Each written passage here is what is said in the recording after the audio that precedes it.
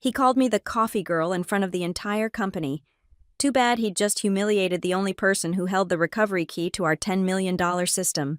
And then, on the worst day of his career, everyone heard him beg, "Live on stream."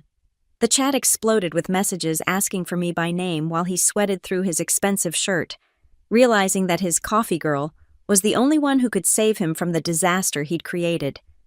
My name is Madison Hale, and I've survived 15 years in IT infrastructure by knowing when to speak and when to let systems speak for themselves. At 38, I'd weathered enough corporate disasters to recognize the smell of one brewing from a mile away. That particular Monday morning, the stench hit me the moment Brad Whitaker strutted into our department.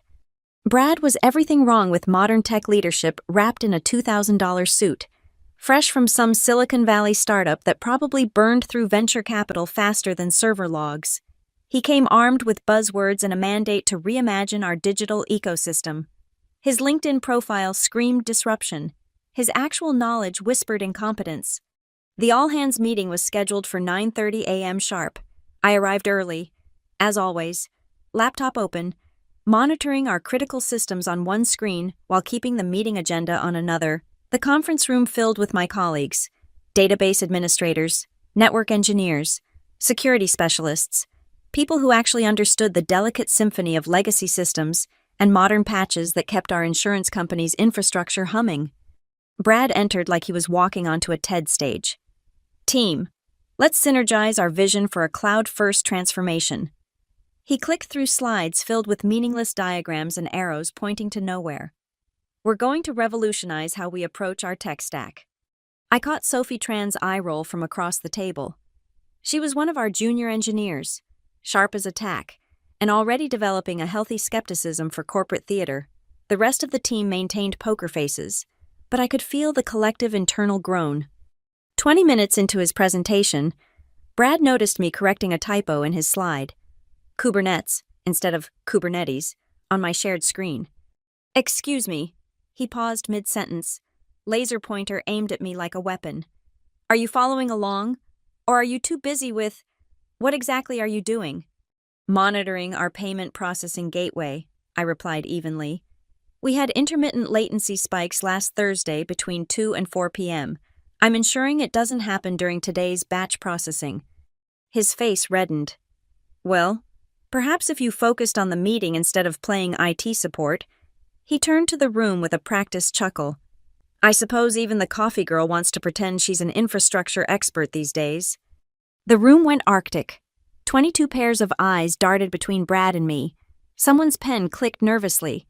The HVAC system hummed in the suffocating silence.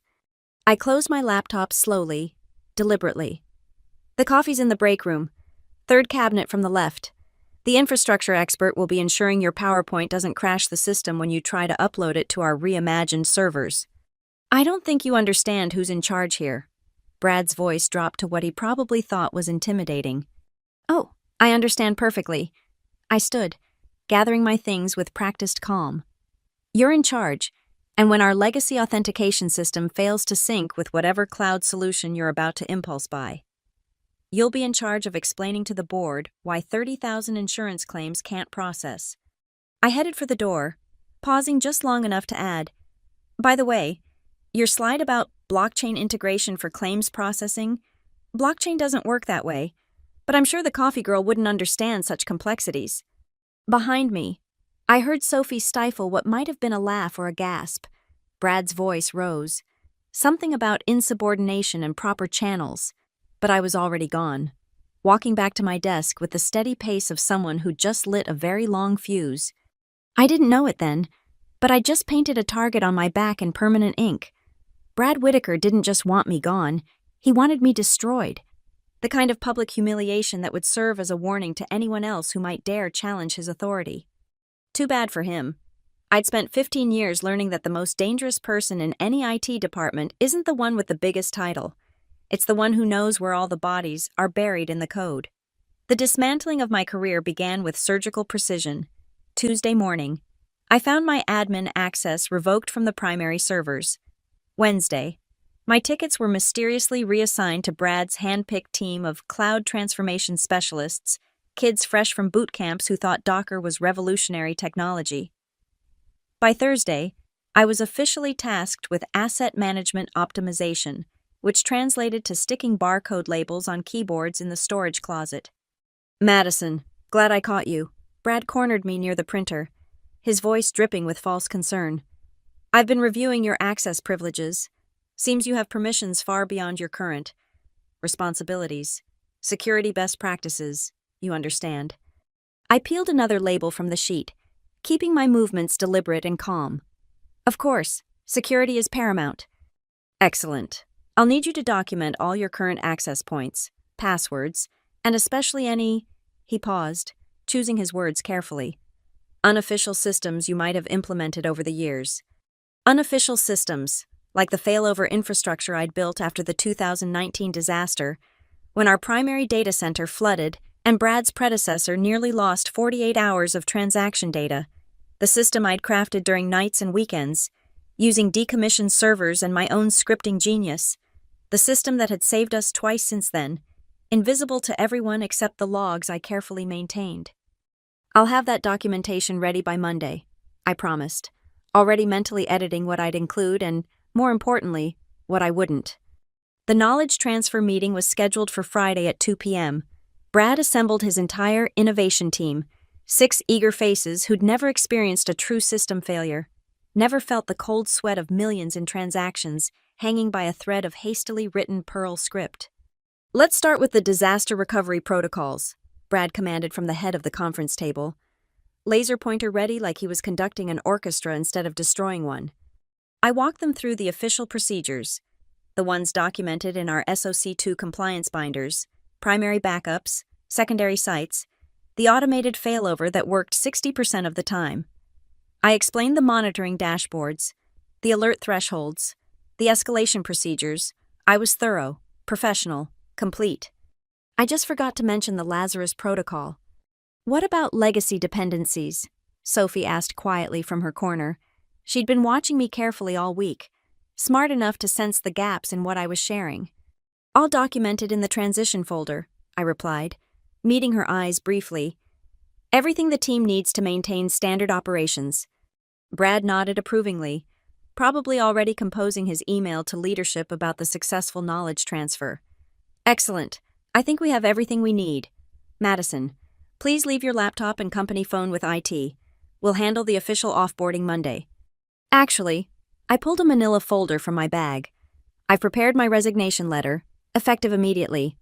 His face cycled through confusion, suspicion, and finally, satisfaction.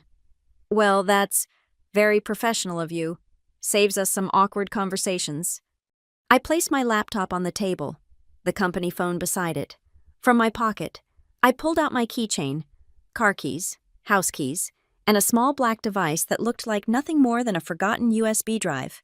My YubiKey, personalized and encrypted, the physical authentication token I'd configured 3 years ago as the master key for Lazarus. Brad's team wouldn't even know to look for it. Best of luck with the transformation, I said, gathering my personal items, a coffee mug with a faded insurance conference logo, an umbrella from the Lost and Found, 3 pens, and a photo of my old team from better days. As I walked out, I heard Brad already delegating my former responsibilities. Johnson, you'll take over the payment gateway. Smith, the vendor integrations. We'll modernize everything. Remove all these unnecessary complications. Sophie caught up with me at the elevator. Madison, Take care of yourself, Sophie, I cut her off gently. And remember, sometimes the best documentation is knowing what questions to ask. I handed her a sticky note with my personal email. Nothing more.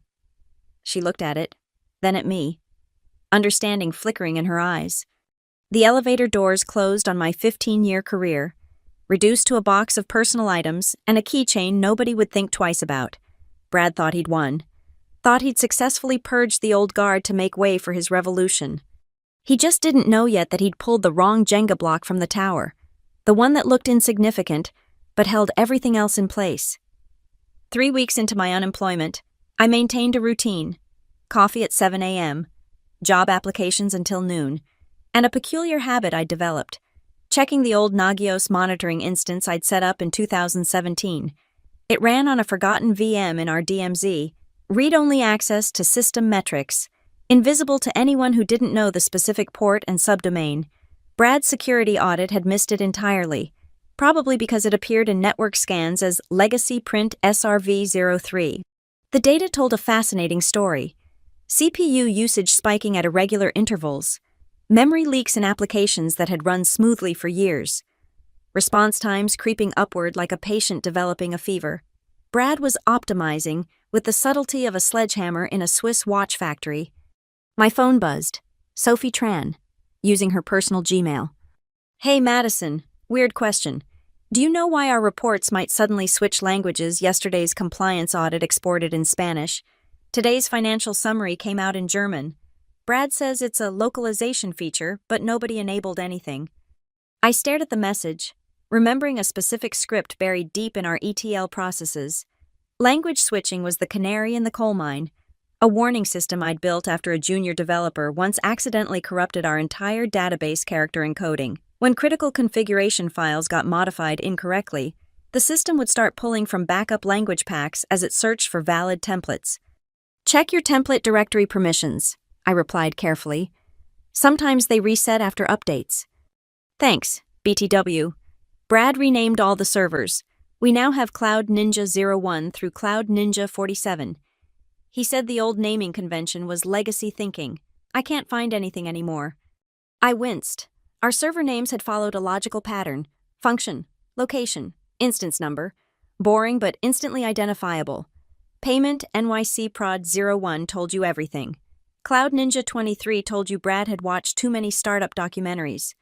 Over the following days, Sophie's messages painted a picture of accelerating chaos. Compliance scripts failing, Brad deleted the redundant scheduling tasks. Someone removed all the comments from the database connection configs. Said clean code doesn't need explanation. 3-hour outage yesterday. Brad's cloud migration moved half our authentication to AWS, but left the other half on-premise. They couldn't talk to each other. I documented everything. Screenshots of my monitoring dashboard showing the degradation, timestamps of Sophie's reports, my own observations from publicly accessible status pages, not out of spite, but habit. 15 years of IT had taught me that catastrophic failures always left a paper trail, and sometimes you needed receipts. The Thursday before everything went to hell, I noticed something that made my blood run cold. The failover heartbeat from our disaster recovery site had changed patterns. Instead of the steady 60-second pulse I'd configured, it was firing every 3 seconds. Brad's team had found the DR infrastructure and optimized it, not realizing they'd just armed a dead man's switch. In the original configuration, Lazarus monitored that heartbeat. If it detected the specific pattern of a catastrophic failure, primary systems down, DR site misconfigured, manual intervention required, it would lock down everything and wait for authenticated recovery. The triple-speed heartbeat meant the trigger was partially activated. One more major system failure, and Lazarus would assume the entire infrastructure was compromised. I almost called Sophie, almost broke my self-imposed silence to warn them. But what would I say? Your boss is about to trigger a failsafe he doesn't know exists using a key he doesn't know I have. They'd either ignore me or accuse me of sabotage. Instead, I tested my YubiKey one last time, verifying the cryptographic certificate was still valid, the hardware tokens still responsive. Then I made sure my professional clothes were clean and pressed. If my calculations were correct, Brad's transformation was about to transform into something else entirely. That night, I dreamed of servers speaking German, of backups singing Spanish lullabies, of Brad standing in a room full of screens he couldn't read, while the infrastructure I'd spent 15 years building finally decided it had endured enough amateur surgery. I woke at 5:30 a.m. to check the monitoring one more time. The payment gateway was running 40% slower than baseline. The database connection pool was cycling every 90 seconds instead of staying persistent. And somewhere in that mess of Cloud Ninja servers, critical processes were gasping for resources like fish in a shrinking pond. The storm was coming. I poured another coffee and waited. The cracks started small, like hairline fractures in a dam. Customer service reported minor issues, policy lookups taking 30 seconds instead of 3. Payment confirmations arriving hours late, document uploads failing silently. Brad's team dismissed each incident with the casual arrogance of people who'd never faced angry customers demanding to know why their claim payment vanished into digital limbo. Sophie's emails grew more frantic. Dashboard loads but shows last week's data. Brad says it's a caching optimization. Duplicate customer records everywhere. Some clients have 7 profiles. Billing is losing their minds. Financial reports off by random amounts, sometimes cents, sometimes thousands. Brad's blaming Excel rounding errors. I watched my monitoring dashboard like a cardiac surgeon watching an EKG. The pattern was textbook infrastructure failure, not the dramatic explosion of a server room fire, but the slow strangulation of systems choking on their own complexity. Brad had removed what he called redundant processes without understanding they were redundant like backup parachutes were redundant. The Thursday before the crash, our vendor integration platform started hiccuping. Insurance companies rely on dozens of external connections, credit checks, DMV records, medical databases, actuarial services. Each integration had its own authentication method, data format, retry logic. I'd spent 3 years fine-tuning those connections, building graceful failure modes and circuit breakers. Brad's team had streamlined everything into a single API gateway. One point of failure dressed up as efficiency. Vendor sync failing for Globe Mutual. Sophie messaged at 11:45 p.m. Their claims adjusters can't access our system. Brad says to restart the container. Which container? I typed back, though I suspected the answer. He doesn't know. He just keeps saying the container like there's only one. By Friday, the failures had cascaded into visible customer impact. The company's Twitter support account was drowning in complaints. Forums lit up with policyholders unable to access their accounts. The status page Brad had insisted on implementing because transparency builds trust showed a Christmas tree of red indicators. But the masterpiece of dysfunction came from an unexpected source. Brad had discovered our legacy batch processing system, a series of COBOL programs that calculated premiums, processed payments, and generated regulatory reports. It ran every night at 2 a.m., invisible and reliable as sunrise. Modernizing it became his pet project. Why are we running 60-year-old programming languages? He'd apparently asked in a meeting. Let's migrate to microservices. The migration was partial, hasty, and catastrophic. Half the calculations ran on the old system, half on the new. They used different rounding methods, different date formats, different business logic, the nightly reconciliation process, trying to merge incompatible outputs, simply gave up and started producing random numbers. Saturday morning, the company's CFO discovered that regulatory reports showed negative premiums collected and customers owing the company millions in adjustments. The panic was instant and absolute. Emergency war room, all hands, read the company-wide email sent at 6 a.m. Saturday. Critical system issues require immediate attention. I knew without checking that Brad was about to learn the difference between moving fast and breaking things in a startup versus breaking things that handled $2 billion in annual premiums. My phone rang, unknown number, but I recognized the area code. Corporate headquarters. Madison. The voice was stressed, careful. This is Jennifer Martinez from HR. We have a situation. Are you available for a consulting arrangement? I'm afraid I'm pursuing other opportunities, I replied evenly, watching my monitoring dashboard show another server cluster going dark. We're prepared to offer significant compensation, triple your previous rate. I appreciate the offer, but... Another line clicked in. Madison, it's Brad. His voice had lost all its startup swagger. Look, we need someone who understands the legacy systems, just temporarily, to assist with the transition. I thought the coffee girl wouldn't understand such complexities, I said, unable to keep the ice from my voice. The silence stretched until Jennifer filled it. We can discuss terms, but we need someone immediately. I'll think about it, I said and hung up. Sophie's next message was just a screenshot. The internal chat was in full meltdown mode. Developers begging for system documentation, operations staff trying to locate backup procedures, Brad posting increasingly desperate messages about collaborative solutions and all-hands effort. And at the bottom of the chat, someone had posted, Brad renamed all the servers. We literally cannot find the authentication database. I closed my laptop and made breakfast. Whatever happened next, it wouldn't be fixed with a consultant's hourly rate and a panicked phone call. The infrastructure hadn't just failed, it had been murdered in broad daylight by someone who thought experience was optional and expertise was old-fashioned. The real show was about to begin. Monday arrived like a hurricane making landfall. At 9:05 a.m., peak login hour for 30,000 insurance agents across the country. The entire system died. Not a gradual degradation, not a partial outage, complete systematic failure. I watched it happen in real time on my hidden monitoring dashboard. The authentication servers tried to sync with the renamed databases, failed, retried, failed again, then triggered the Cascade Protection Protocol.